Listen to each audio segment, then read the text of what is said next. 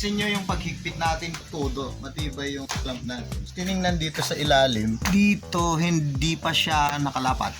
Tingnan natin ha, ayun oh. Yun nakaangat. So ang problema doon, hindi pa natin na-set kasi. Tingnan natin lahat yung mga features dito, kung saan yung mga bubuting-tingin natin. Tapos natin ganun. Pag binaba, mapansin natin yung pinakita ko kanina, pwede natin kalikutin dito para mag-tilt ito. Aangat ito. Yan o, umangat siya. Masyadong mataas ito. Kailangan ibaba natin. Dito rin pala, pwede nating ano to, luwagan ito para lumapat ng husto yung screen.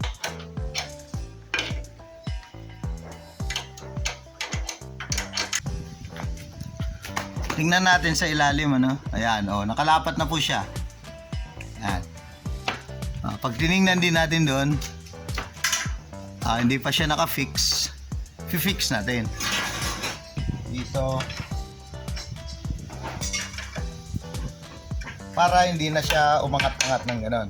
Pang final dito, kailangan mahigpitan din natin to. Ayan. Mahigpit na. Ito, medyo maluwag lang muna dito. Hindi pa naka-fix ito. Kung gusto nating i-register po yung screen natin, kailangan mag-move pa ito. Ayan. At ito, nakakatulong kung gusto nating ihanap. Mas smooth lang na hahanapin niya yung area. Tutulungan mo hawakan dito sa frame. Tapos ito, laking bagay oh. Ito, may linya dyan. Halimbawa, oh, laking movement yan.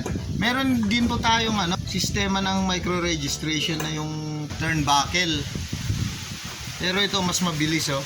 Kung masanay tayo sa pag-register sa line table, kaya rin natin dito. Bagong lagay namin itong features na to. Parang may cambio siya. Parang yung shifter. Nakakatulong oh. Hawakan lang dito. Dalawa yung hindi yung ginaganon mo lang. Pwede rin yung ganun-ganun lang, di ba? Pero iba eh, oh. Makukontrol mo. Singit lang natin ito yung pang micro registration natin.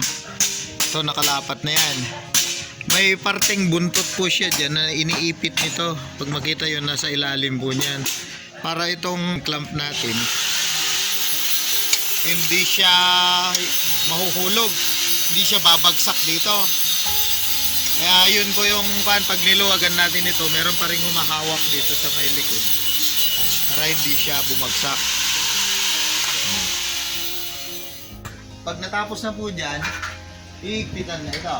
So, yung ating head ay kumpleto ang adjustment nito. Yan. Meron din po tayong adjustment dito. O, diba? Ganyan kataas. Kung gusto natin mas mababa yung yuko niya, pwede, yan o. Para pag nag-operate na po, hindi masyadong ngawit. Yan. Maglagay ng t-shirt. Yan. Okay siya. Pwede rin natin itaas po. Ganyan kataas. Pag yung China, kadalasan ganyan. Taas-taas yung tungo ng frame. Pag yung mga western, mas mababa. Pansinin niyo po. So, ayan. I-adjust mo natin.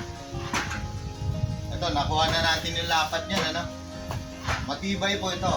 Pag ikumpara natin ito, parang ang bigat-bigat oh. No, naririnig niyo yung tunog. Bigat. Malakas po yung spring, 4. Dati 2 lang yung paggawa namin. Pero pag nailagay na po natin kasi yung frame, parang ang gaan-gaan na niya.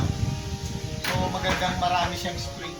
Pag nalagyan pa natin ng squeegee yan, baka bumigay yan. Ito po, tama-tama yung 5 clamps. Kasi pag nilagyan natin ng dito, ng frame pa, at marami ito, kung ganito lang kalapit yung distance nila, magbubunggo yung mga frame nila. Okay na ako dito sa 5 kasi CMYK plus white base. So, ganun. So, ito po.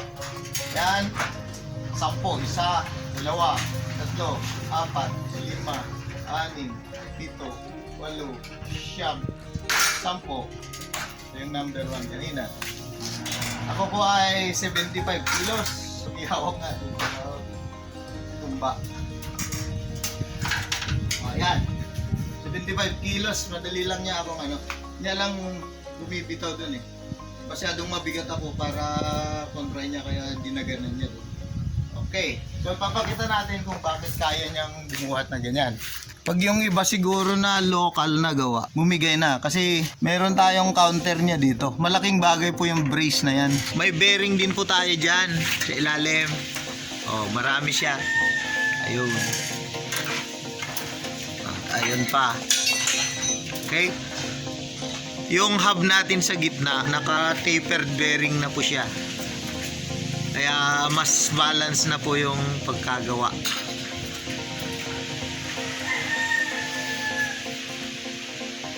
Itong mga bakal natin dito, pag tinignan nyo, malapad siya. 5 inches po yan kasi 2, 1, 2. Pag sinyot natin yung t-shirt natin dun, walang masyadong lawit dito. Simple lang yung pagkalagay po ng plaka natin.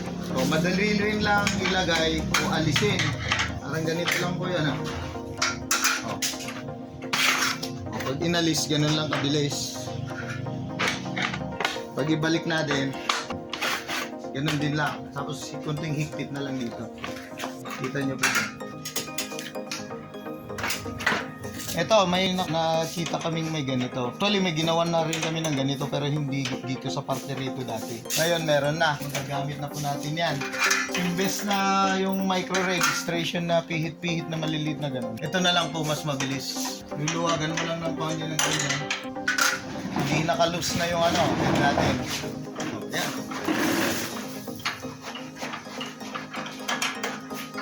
Malaking bagay po yan na nakakatulong sa pag micro-register. Silip.